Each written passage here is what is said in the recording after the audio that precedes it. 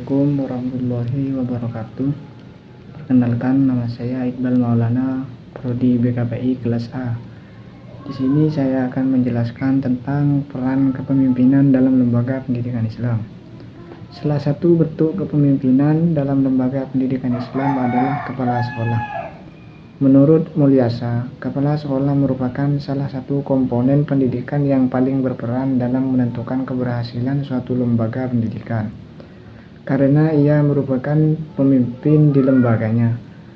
Lebih lanjut, ia mengatakan bahwa kegagalan dan keberhasilan sekolah banyak ditentukan oleh kepala sekolah, karena mereka merupakan pengendali dan penentu arah yang hendak ditempuh sekolah menuju tujuannya, yaitu sekolah yang efektif, bermutu, dan favorit, tidak lepas dari peran kepala sekolahnya. Maka ia harus mampu membawa lembaganya ke arah tercapainya tujuan yang telah ditetapkan. Ia harus mampu melihat adanya perubahan serta mampu melihat masa depan dalam kehidupan global yang lebih baik. Kepala sekolah harus bertanggung jawab atas kelancaran dan keberhasilan semua urusan pengaturan dan pengelolaan sekolah secara formal kepada atasannya atau secara informal kepada masyarakat yang telah menitipkan anak didiknya.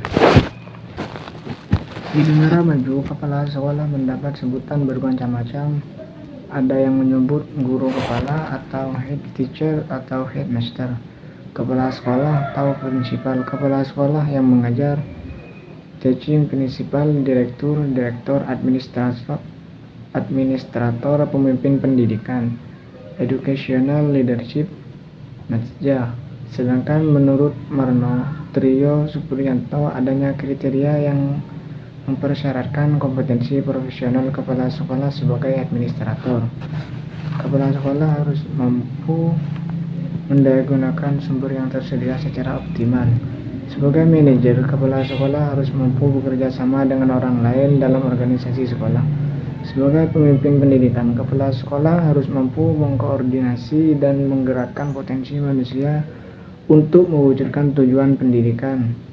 Sebagai supervisor, kepala sekolah harus mampu membantu guru meningkatkan kapasitasnya untuk membelajarkan murid secara optimal. Sebagai pemimpin pendidikan yang profesional, kepala sekolah dituntut untuk selalu mengadakan perubahan. Mereka harus memiliki semangat yang berkesinambungan untuk mencari terobosan-terobosan baru demi menghasilkan suatu perubahan yang bersifat pengembangan dan penyempurnaan. Dari kondisi yang memprihatinkan menjadi kondisi yang lebih dinamis, baik segi fisik maupun akademik, seperti perubahan semangat keilmuan, atmosfer belajar, dan peningkatan strategi pembelajaran. Di samping itu, kepala sekolah harus berusaha keras menggerakkan para bawahannya untuk berubah, setidaknya mendukung perubahan yang dirintis kepala sekolah secara proaktif, dinamis, bahkan progresif. Pada dasarnya, tugas kepala sekolah itu sangat luas dan kompleks. Rutinitas kepala sekolah menyangkut serangkai pertemuan interpersonal secara berkelanjutan dengan murid, guru, dan orang tua, atasan, dan pihak-pihak terkait lainnya. Bloomberg membagi tugas kepala sekolah sebagai berikut. Pertama, yaitu menjaga agar segala program sekolah berjalan sedamai mungkin. 2. Menangani konflik atau menghindarinya. 3. Memulihkan kerjasama. 4. Membina para staf dan murid. 5. Mengembangkan organisasi. Dan yang terakhir yaitu mengimplementasi ide-ide pendidikan. Untuk memenuhi tugas-tugas di atas, dalam segala hal hendaknya kepala sekolah berpegangan kepada teori sebagai pembimbing tindakannya.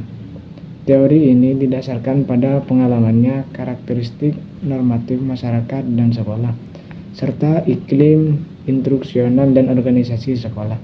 Misalnya, kepala suatu madrasah harus mampu menunjukkan bahwa segala tindakan profesionalnya sesuai dan tidak bertentangan dengan nilai-nilai Al-Quran dan Sunnah Nabi.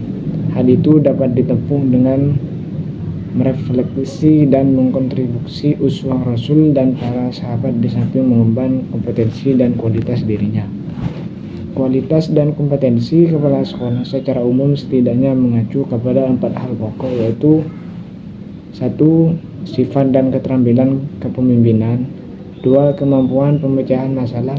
3. Keterampilan sosial. Terakhir yaitu pengetahuan dan kompetensi profesional. Mungkin itu saja yang dapat saya sampaikan, kurang lebihnya mohon maaf. Wassalamualaikum warahmatullahi wabarakatuh.